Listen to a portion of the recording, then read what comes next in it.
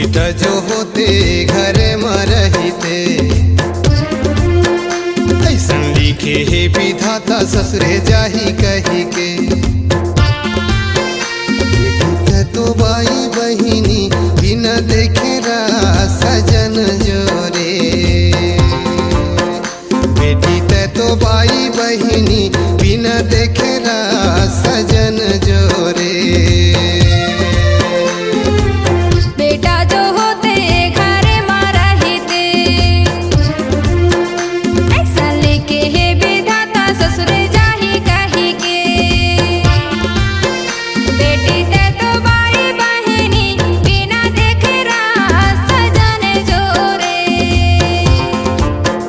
बेटी ते तो बाई बहिनी बिना देखे सजन जोरे।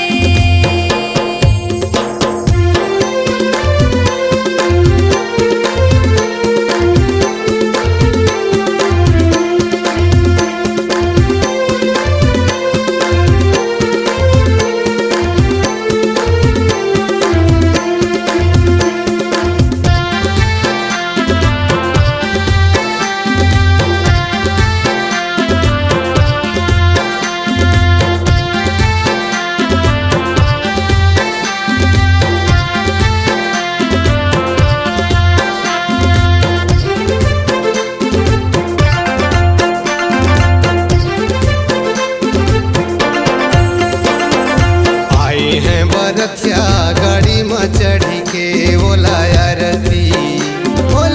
रती बुतारा थाली में धरी के नैना रोवार दो।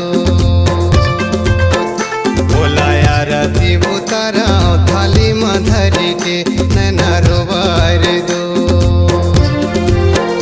बेटी ते तो बाई बहिनी बिना देखे सजन जोरे, बेटी ते तो बाई बहिनी बिना देखे सजन जोरे।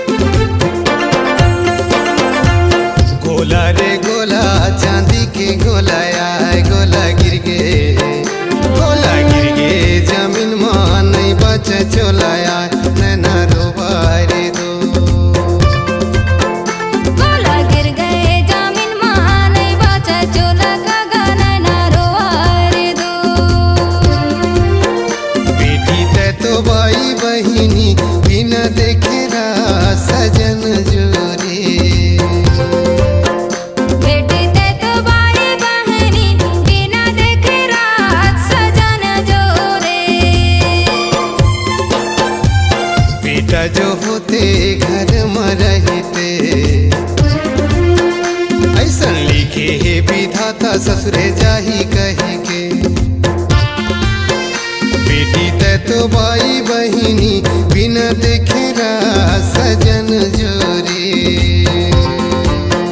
बेटी ते तो बाई बहिनी बिना देखेरा सजन जोरे। बेटा जो होते घर में रहते ऐसन लिखे हे विधाता ससुरे जाही कही के। बेटी तो बाई बहिनी बिना देखेरा सजन जोरे। बेटी तो बाई बहिनी बिना देखेरा सजन